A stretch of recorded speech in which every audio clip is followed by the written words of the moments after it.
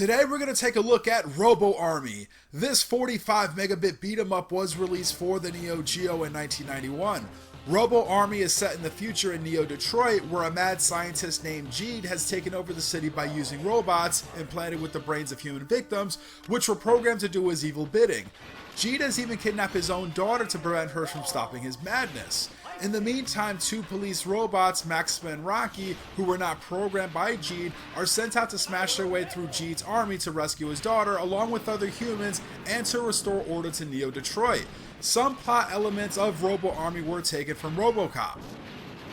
In Robo Army, player 1 controls Maxima and player 2 controls Rocky. In a two-player game, attacks will not cause damage to your partner. The control scheme is simple with buttons to punch and jump, and a button to execute a special attack. I'll go into more details in a bit about the special attacks. Attacks are done one hit at a time as opposed to the canned combos found in many beat 'em ups. Other attacks include a jump kick, and when you press the attack and jump buttons at the same time, you'll do a back kick which does a good amount of damage, and trust me, this move comes in handy in the later stages. Pressing the attack button when you're in close contact with certain enemies executes a grab attack which will destroy them. Maxima will perform a chop, and Rocky will do a bear hug, the latter of which is really fun to watch because of how the enemies explode. Aside from the basic attacks, you can use an assortment of weapons to reduce your enemies to a heap of scrap and bolts. Defeated enemies may sometimes leave one of their limbs, which you can use to smash other enemies to bits.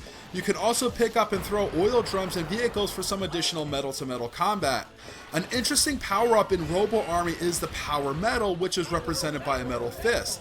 Picking this up will transform your character into a vehicle, and for a short period of time you're invincible. You can run over enemies and you can dash or jump. After a few seconds, you'll revert back to your regular form.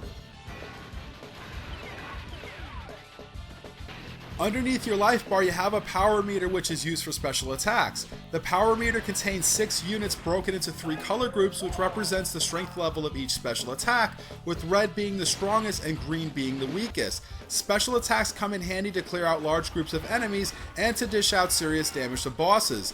At the stronger levels, Maxima and Rocky have different special attacks. Using a special attack takes away 1 unit of your power meter.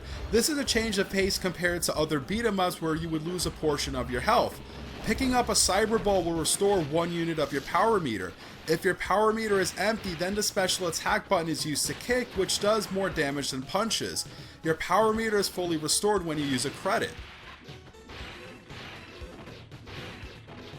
Robo Army contains 6 stages of metallic mayhem set in rundown urban environments like the streets and highways, also inside buildings like a factory and police station.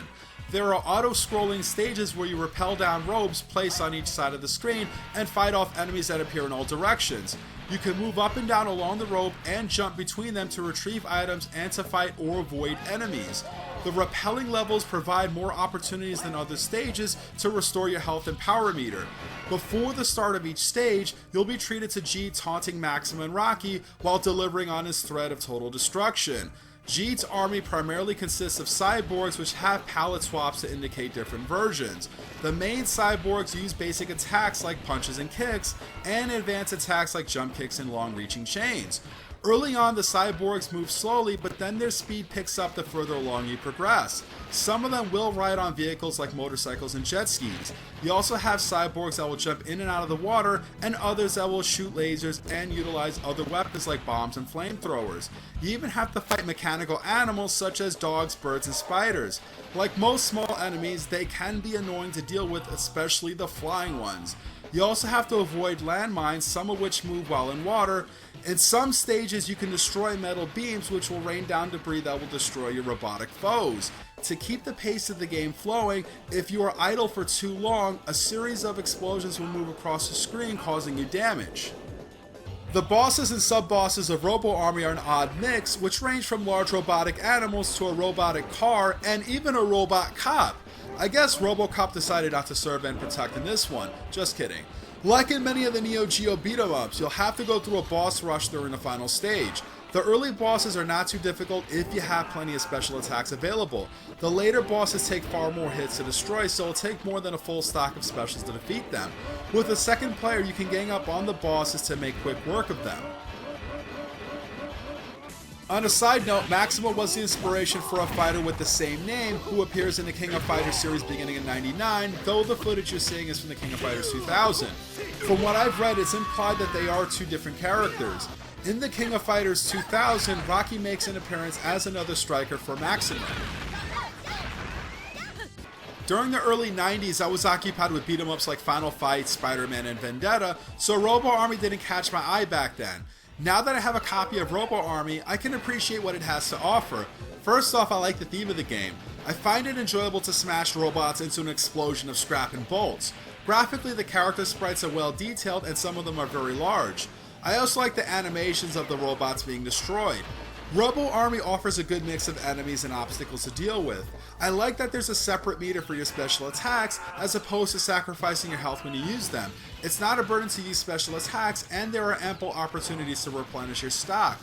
The one area where Robo Army really excels is the sound effects. The sounds of loud clanging metal and explosions is music to my ears. The soundtrack is decent, though nothing memorable, but then the sound effects and voices will often drown out the music. While the controls are not too difficult to handle, the jumping mechanic isn't perfect. You jump and land too quickly, not leaving you much room to land jump kicks. Your characters don't move very fast, which will make Robo Army difficult during the later stages when the enemies move much quicker than you do. Enemies will also land some cheap hits as well. I'm not a fan of seeing a black bar on the top of the screen to display your health and specials. That's something you would find in a console game, not the arcades. With the vast amount of action and destruction on screen, Robo Army occasionally does suffer from minor slowdown. While Robo Army won't win any awards, it's a fun beat-em-up worth playing, especially with two players. I had a great time recording the two-player game for this review with my cousin. If you're tired of grunts and groans and want to hear the sound of clanging metal and explosions, then Robo Army is up your alley. A big plus is that it won't take long to finish, roughly around 25 to 30 minutes, so you won't feel like the game drags on. Robo Army was released only for the Neo Geo MVS, AES, and CD, and availability is scarce compared to other early Neo Geo titles, so if you're looking to own a physical copy, it will cost you. Your best option may be emulation for this one. I hope you enjoyed this review, and as always, thanks for watching.